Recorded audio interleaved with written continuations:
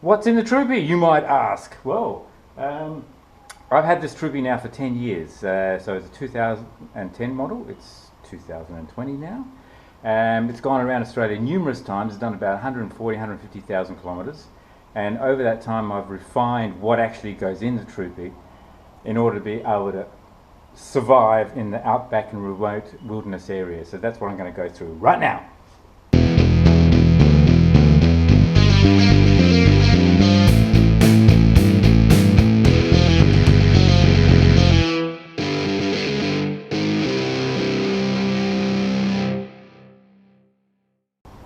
We're in Griniflix studio, and I've got a new banner, Adventure 8 banner as well, and the Griniflix studio and my assistant here, Leah.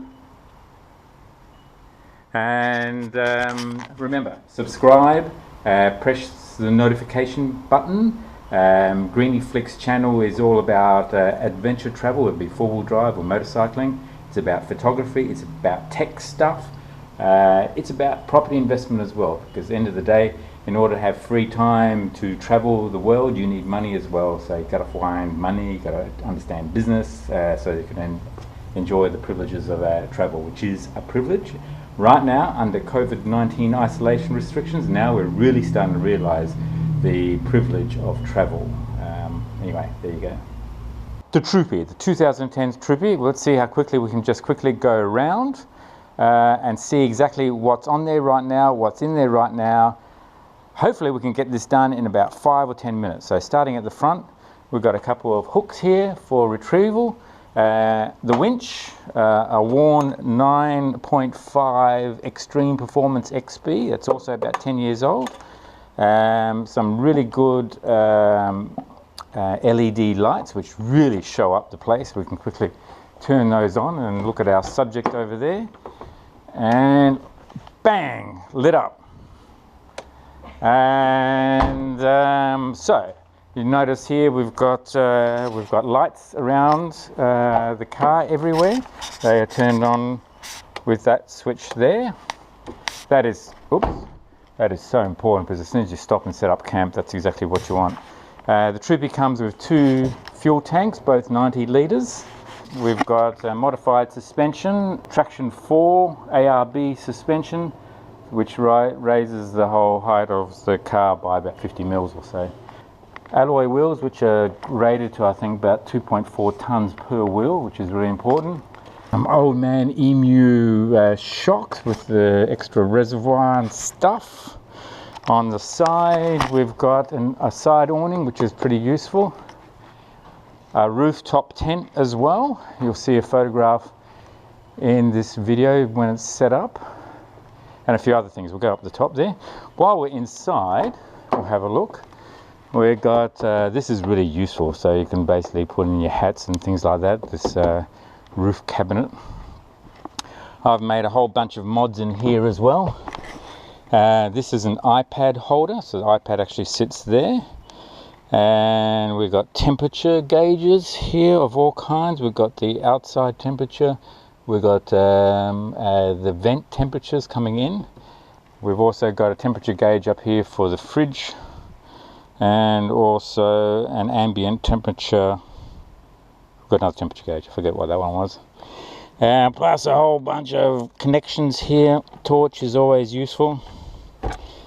And what else? In here, GPS. We've got numerous GPSs, instructions, etc. We've got lights here. Oh golly. Lights that can be switched on, because this main light here is pretty useless. You can hardly see that at all during in the evenings.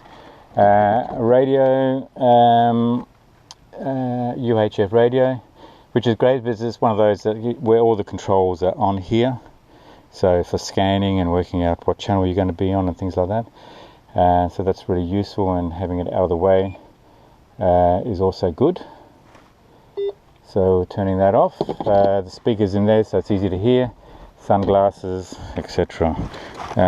This more lights here, head torch, etc. Swiss Army knife, really important. It's good to have just one screwdriver, whether it be flathead or Phillips, so you can easy access to stuff rather than trying to go to the main toolkit all the time. We have down here, we've got 240 volts in the car as well. So we've got a transformer here which goes from 12 volts to 240 volts, running about 300 watts. So for charging camera batteries, efficient notebook computers rather than the big fat ones that take up a lot of power. So that's there. Sun's windscreen shield, really good for hot weather again. Water, odds and ends here. It's all a bit dirty and mucky right now because obviously things have been accumulated. I mean, things like this, when you go to a tyre shop, they cut off the valves, and this is one of the things that gets cut off and thrown onto the pavement. I've collected these because these are really good when you need to mount something and you need some sort of dampening between whatever you mount. So I've got a half a dozen of those in there when I need to reuse those. Promotion for KFC, some towelettes.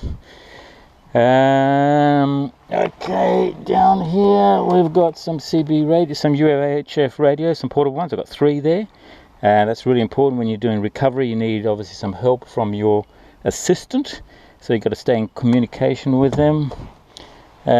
Besides all the electronic maps, you obviously need a well-used map. And this has been with me for probably about 20 years, I'd say. But anyway, so that's a good backup.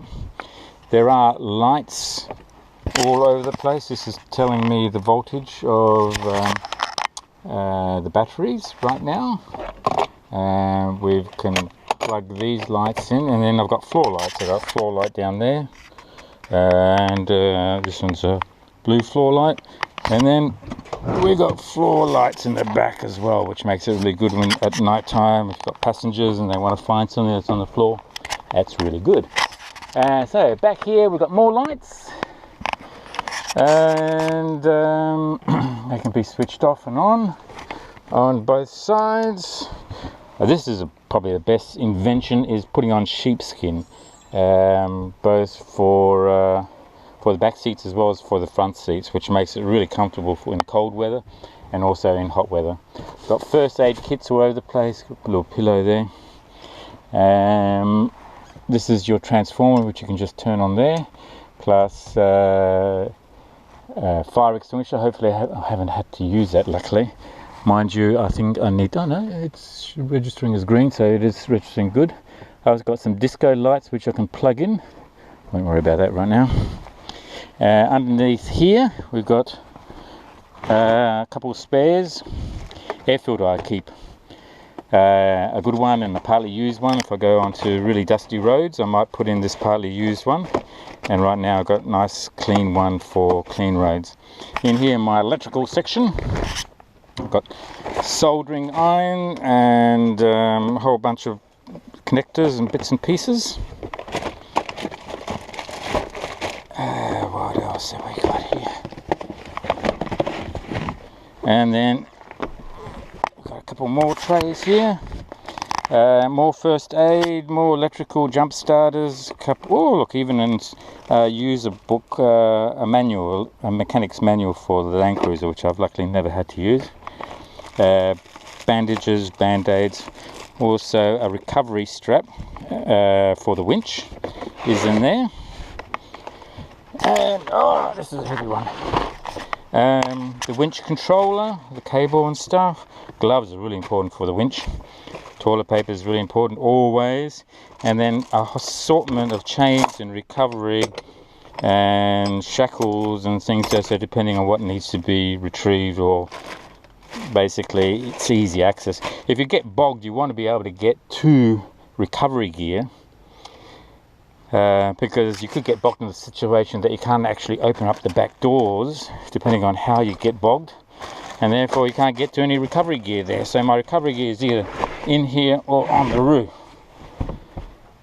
Okay, continuing on. Oh, frisbee's got to play every now and then.